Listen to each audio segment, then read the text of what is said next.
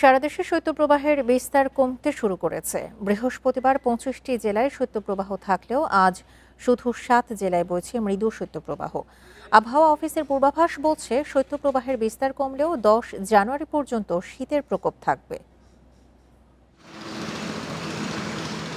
বাংলা বর্ষপঞ্জিতে পৌষ মানে শীতের দাপট, জমাট কুয়াশা, হাড়হিম করা ঠান্ডায় ঘিরে থাকে চারদিক। নিস্তেজ সূর্যে কমে আসে দিনের আলোর দৈর্ঘ্য, মাঝ দুপুরেও কুয়াশার আস্তর ভেসে থাকে বাতাসে। আবহাওয়া অফিসের তথ্য বলছে, বছরের সবথেকে শীতল মাস জানুয়ারি হলেও এবছর ৩১ ডিসেম্বর গোপালগঞ্জের তাপমাত্রার পারদ নামে ৭ ডিগ্রি সেলসিয়াসে। এরপর চুয়াডাঙ্গা, যশোরে বইছে মৃদু তাপপ্রবাহ।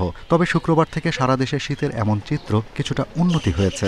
শুক্রবার দুপুর থেকে কিছু সময়ের জন্য সূর্যের দেখা মিলেছে। আগামী ১০ জানুয়ারি পর্যন্ত আবহাওয়ার পরিস্থিতি এমন থাকবে।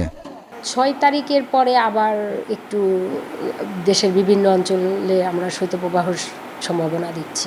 এটা ৬ তারিখ থেকে মোটামুটি ১০ তারিখ পর্যন্ত এই শৈত্যপ্রবাহের স্পেলটা থাকার সম্ভাবনা রয়েছে। আবহাওয়া অধিদপ্তরের তথ্য বলছে, এবছর জানুয়ারিতে ১-২টি মাঝারি থেকে তীব্র শৈত্যপ্রবাহ বয়ে যেতে পারে। তবে আবহাওয়া গবেষকেরা বলছেন, এই সময়ে স্বাভাবিকের চেয়ে কমেছে শৈত্যপ্রবাহের সংখ্যা ও স্থায়িত্ব। জানুয়ারি মাসেও আপনার বড় ধরনের সিভিয়ার কোল্ড ওয়েভ বা ২টা থেকে ৩টে আপনার মৃদু থেকে মাঝারি কোল্ড ওয়েভ আসে, কিন্তু এবছরে হয়তো ওইভাবে আসবে না, হয়তো আসবে মানে অনেকটা ছোটো আকারে ২টা থেকে ৩টা আপনার স্পেলে কোল্ড ওয়েভ আসবে। গ্র্যাজুয়ালি শীতকাল অনেকটা গরমের দিকে চলে যাবে। আবহাওয়া অধিদপ্তর বলছে, মধ্যরাত থেকে সকাল পর্যন্ত নদী অববাহিকায় মাঝারি থেকে ঘন কুয়াশায় মুড়ে থাকবে। জানুয়ারি মাস জুড়ে দিনে সূর্যের কিরণ পাওয়া যাবে গড়ে ২ থেকে ৩ ঘন্টা।